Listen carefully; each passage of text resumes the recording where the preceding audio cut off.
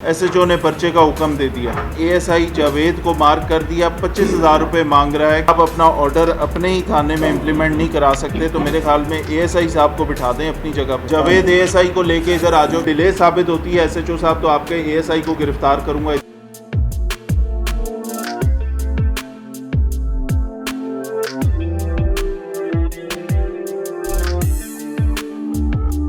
SHO Nishtar colony. वालेकुम सलाम। राना मोहम्मद मालिक कौन है? आप हैं? एसएचओ निश्तर राना मोहम्मद मालिक साहब कहते हैं 18/5 को साहिल के बेटे की मस्जिद में रुमाल से लटकी हुई मिली।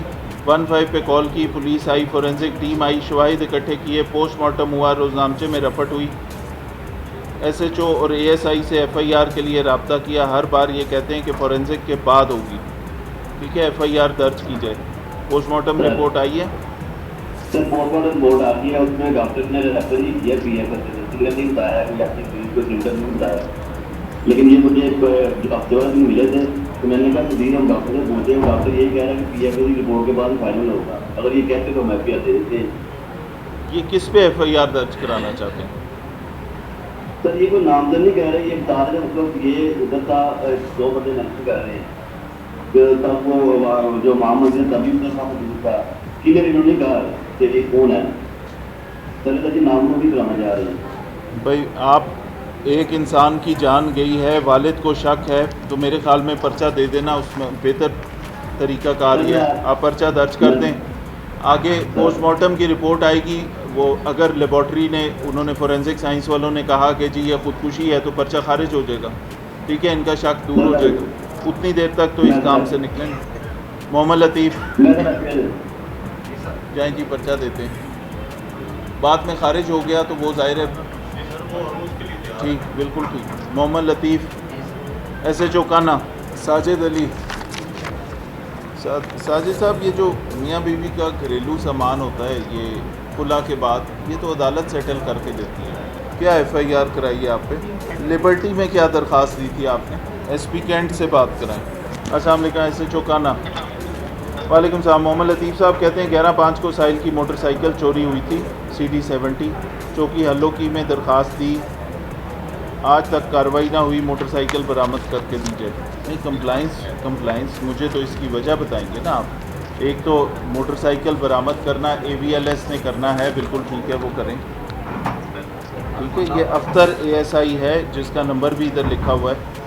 ठीक है, मुझे ये बताएं कि अख्तर ASI ने अभी तक इस पर क्या कोशिश की। बात यह है कि AVLS ने मोटरसाइकिल ढूंढ के देनी है, लेकिन उससे पहले अख्तर ASI ने क्या किया, आपके थाने में के हदूद में मोटरसाइकिल चोर फिर रहे हैं, आपने उसके ऊपर क्या कमी की है मुझे वो भी बताएं।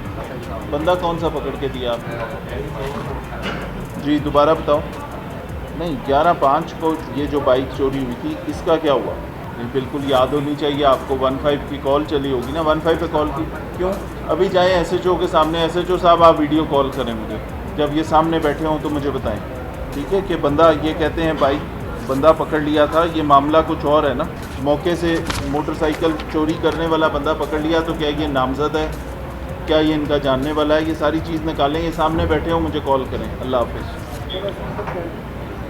अस्सलाम वालेकुम एसपी साहब कैंट। साजिद अली साहब कहते हैं शादी हुई 18/5/2024 को। ठीक है, 1 साल पहले तकरीबन। 4 माह बाद साहिल की बीवी ने अलग मकान ले लिया। जब साहिल ने उसे तलाश किया, भाइयों ने सुलह करा दी, इकट्ठे रहने लगे। फिर उसने साहिल को मरवाने की कोशिश की। बाद में अदालत से खुला ले ली, साहिल को घर से निकाल दिया। साहिल का सामान घर में था जिसमें थाने में दरख्वास्त दी, उस पर कोई कार्रवाई ना हुई। अब ये मियाँ बीवी का मुश्तरका सामान था, उस पर वो कहते हैं कि जी आपके डिफेंस सर्कल के SDPO और SHO फैक्ट्री एरिया ने कोई उसमें इनके हक़ में कोई बात वो नहीं की। थाना लिबर्टी में उन्होंने इनके ख़िलाफ़ दरख्वास्त दी, 22 से 22 दी। मियाँ बीवी के इस तरह के मामलात जो आपको बाद में पता लगा कि इनका ये भी कहना है कि वो 4 दफ़ा निकाह पे निकाह उस औरत ने किया है। वो बेसिकली इनके मुताबिक ये गैंग है, ठीक है, जो कि यही काम करते हैं, लोगों के साथ कुछ शादी ब्याह करके उसके बाद सामान वगैरह लूटते हैं। ये कहते हैं कि वो अब इनके ख़िलाफ़ दरख्वास्तें दे दें। इस सारे मामले को एक दफ़ा सुन के आप मुकम्मल करें, फिर मुझे बताएं। ये साहब मेरे से 7 दिन बाद दोबारा मिलेंगे। ठीक है, SP कैंट के पास आप जाएंगे और मेरे पास आप आएंगे। मुझे उन्होंने जवाब देना ना इसका। दूसरी बात ये कि आपने मुझे एक मौक़िफ़ बताया कि ये आपका मौक़िफ़ है, दूसरी तरफ उस खातून का मौक़िफ़ भी आना है, ठीक है। वो खातून क्या कहती है, क्या ये आपकी बात अगर हक़ाइक़ पे नहीं, इस तरह एक बंदे की बात सुन के मैं किसी दूसरे को सुने बगैर उसको गलत या झूठा नहीं कह सकता। एसपी साहब बताएंगे मुझे, फिर बात करेंगे आपसे। अभी एसपी साहब के पास चलते हैं। SHO बागवानपुरा। वालेकुम सलाम। मोहम्मद सुहेब साहब कहते हैं शादी हुई 18/4/2025। खातून के वालदा, चचा और बहन मंशियात फ़रोख्त करते हैं। 26/5 को 8:30 बजे सुबह उन्होंने मुझे भी मंशियात फ़रोख्त करने के लिए कहा। मैंने इनकार कर दिया। उन्होंने मिल के मुझे मारना शुरू कर दिया। इल्ज़ाम है मोहम्मद शहजाद मेरी बीवी पर डंडों से वार कर रहा था। मेरी बीवी अपना बीच बचाव कराते हुए भाग निकली। डंडा इल्ज़ाम ले उम्मे हबीबा के सर पे लग गया, उसका सर फट गया। अब वो मेरे ख़िलाफ़ दरख्वास्तें दे रहे हैं। एक मौक़िफ़ उनका है जिनका सर फटा हुआ है, दूसरा मौक़िफ़ इनका है। दोनों को सामने बिठा के फिर उसके ऊपर कानूनी कार्रवाई करें, ठीक है। जो इनके इल्ज़ामात हैं वो भी चेक करें। SHO बागवानपुरा आपको नज़र आ रहा है स्क्रीन पे, इससे मिलेंगे जाके अभी। जाहिद वल्द मोहम्मद इकराम। जाहिद कौन है? SHO मिल्लत पार्क। खैर जाएँ, अब उसको ना मिलाएंगे। SP इकबाल टाउन मिलाएँ। SHO गुलशन इकबाल। SHO साहब मोइन अहमद साहब आए हैं। ये कहते हैं साहिल से इल्ज़ाम है फ़ारूक आज़म ने 4 लाख रुपए कारोबार के लिए लिए। उसने कहा जब चाहें पैसे वापस ले सकते हैं। जब साहिल ने मुतालबा किया तो बड़ी मुश्किल से 1.5 लाख वापस किया, बाकी का चेक दे दिया। मुकर्रर तारीख पर चेक डिसऑनर हो गया। साहिल ने थाने में दरख्वास्त दी। SHO ने पर्चे का हुक्म दे दिया। SHO साहब ने ASI जावेद को मार्क कर दिया। 25,000 रुपये मांग रहा है कि इसके बाद पर्चा होगा। फिर कार्रवाई नहीं की और उसने कहा कि मामला अदालत का, अदालत चाहिए। अगर आप अपना ऑर्डर अपने ही थाने में इम्प्लीमेंट नहीं करा सकते तो मेरे ख्याल में ASI साहब को बिठा दें अपनी जगह पे। SHO गुलशन इकबाल और ASI साहब इधर आएंगे। जावेद ASI को लेके इधर आ जाओ। चेक हैं आपके पास? अभी मौजूद हैं? चलें जी, कोई बात नहीं, अभी हल करते हैं इसको। SHO साहब खुद इधर आके आपका पर्चा कराएंगे अभी। और ASI का ये अगर डिले साबित होती है SHO साहब तो आपके ASI को गिरफ़्तार करूंगा, इधर से लेके आ जाएं उसको। मोहम्मद सुफियान SHO हरबंसपुरा। वालेकुम सलाम। मोहम्मद सुफियान का कहना है एक इश्तिहारी है 1860/22 324 का, अभी तक गिरफ़्तार नहीं हुआ। इन्वेस्टिगेशन वालों ने सिर्फ इश्तिहारी गिरफ़्तार नहीं करने होते, ज़्यादातर हम पकड़ के देते हैं ना, तो थोड़ी सी कोशिश SHO हरबंसपुरा कर लेगा तो क्या हर्ज है इसमें, उसका इश्तिहारी पकड़ा जाएगा। 324 का इश्तिहारी बाहर फिरने का मतलब यह है कि इस शहरी को रिस्क है, वो आके इसके साथ फिर कोई ख़राबी कर सकता है। मोहम्मद सुफियान कहाँ हैं जी? सुफियान साहब SHO हरबंसपुरा से मिलें। 7 दिन बाद आपको लेके दोबारा SHO साहब खुद इधर आएंगे और बताएंगे, अपनी POTO टीम्स को बताएं कि ये पकड़ के दें मुझे, ठीक है। 7 दिन का टाइम है आपके पास। अस्सलाम वालेकुम। SHO मुस्तफ़ाबाद।